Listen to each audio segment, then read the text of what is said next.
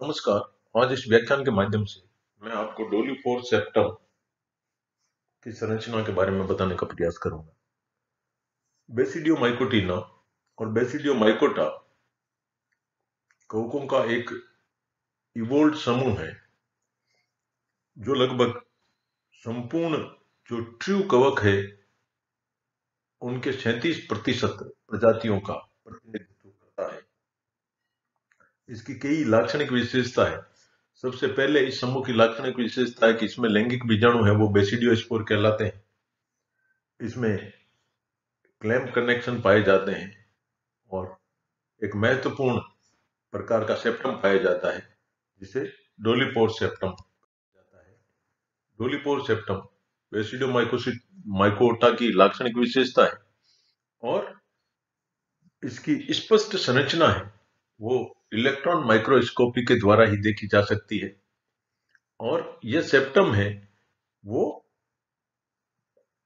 कवक तंतु के मध्य में एक उभरी हुई संरचना के रूप में पाया जाता है और एक बैरल शेप्ड यानी ढोलकाकार छिद्र का निर्माण करता है और इसी के आधार पर इसे डोलीपोर सेप्टम कहा जाता है। और इसके जो दोनों ओपन एंड है वो एक डबल मेम्ब्रेन संरचना से घिरे रहते हैं, आच्छादित रहते हैं, जिसे पेरेंथेसोम कहा जाता है। इस कारण यानी पेरेंथेसोम की उपस्थिति के कारण इस डोलीपोर सेप्टम को डोलीपोर पेरेंथोसोम सेप्टम भी कहा जाता है। यहाँ पे आप स्पष्ट संरचना देख सकते हैं कि structure of septum in fungi जो ए चित्र प्रदर्शित है उसमें परफोरेटेड सेप्टम जो सिंपल प्रकार का सेप्टम है कवकों में पाया जाता है, हाइफा के बीच में पाया जाता है, कवक तंतु के बीच में पाया जाता है। ये कवक तंतु के ऊर्ध्व काट तो नहीं कह सकते, ऊर्ध्व संरचना के रूप में प्रदर्शित किया गया है और ऊर्ध्व संरचना के रूप में ही डोलीपोर सेप्टम को प्रदर्शित किया गया है।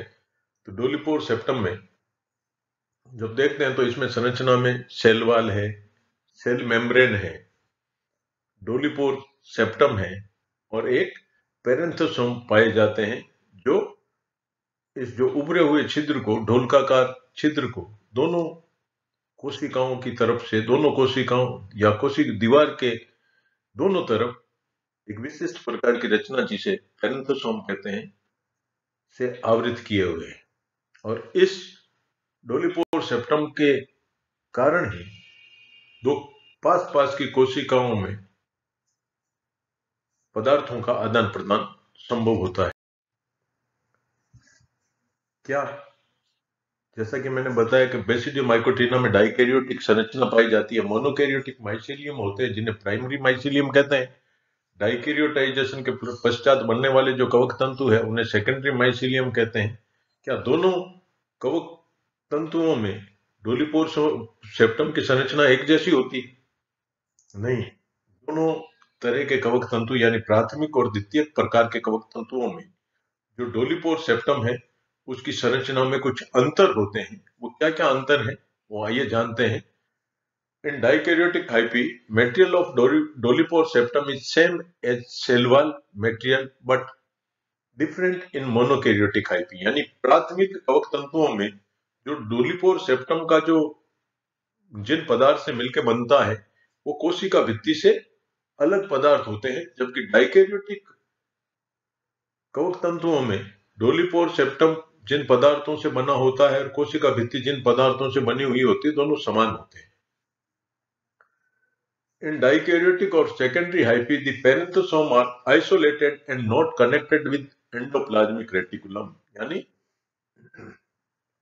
डाइकैरियोटिक और सेकेंडरी कवक तंतुओं में पेरेंथोसोम है वो पृथक होते हैं तथा इनका एंडोप्लाज्मिक रेटिकुलम से कोई संबंध नहीं होता, जबकि मोनोकैरियोटिक और प्राथमिक कवक तंतुओं में पेरेंथोसोम है उनका निर्माण है वो एंडोप्लाज्मिक रेटिकुलम के द्वारा होता है। जबकि पहले ही मैंने बता चुका हूं कि पेरेंथोसोम एक डबल मेम्ब्रेनस स्ट्रक्चर है। जैसे एंडोप्लाज्मिक रेटिकुलम भी डबल मेम्ब्रेनस स्ट्रक्चर है, लेकिन सेकेंडरी प्रकार के कवक तंतुओं में इनका एंडोप्लाज्मिक रेटिकुलम से कोई संबंध नहीं होता।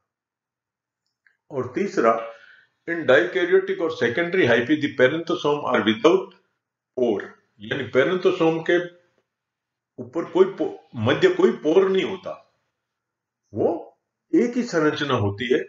जबकि प्राइमरी कवक तंतुओं में पेरेंथोसोम है, वो छिद्रित होते हैं, उनमें छिद्र पाए जाते हैं। और सेकेंडरी कवक तंतुओं में पेरेंथोसोम में छिद्र भी नहीं होता, जो दोनों एंड है वो भी प्लग्ड होते हैं, यानी वो बिल्कुल कोशिकाओं के आदान प्रदान करने के नियंत्रण में सहायक है, और छिद्र भी प्लग्ड होते हैं। तो उनमें जो कोशिकाओं में आदान प्रदान है वो उनके एंड से ही होता है। क्योंकि प्राथमिक प्रकार के कवक तंतुओं में जो पेरेंथोसोम है वो पोर युक्त संरचनाएं हैं। तो आज इस व्याख्यान के माध्यम से मैंने आपको पेरेंथोसोम की संरचना और उसके प्राथमिक कवक तंतुओं में और द्वितीय प्रकार के कवक तंतुओं में विभेदनात्मक लक्षणों का बताने का प्रयास किया। ये शॉर्ट नोट के रूप में आपको परीक्षा में पूछा जा सकता है, महत्वपूर्ण है, इसलिए इसे थोड़ा ध्यान से पढ़िएगा, और समझ में नहीं आए तो हमसे पूछते रहिएगा व्हाट्सएप समूह के माध्यम से। जय हिंद।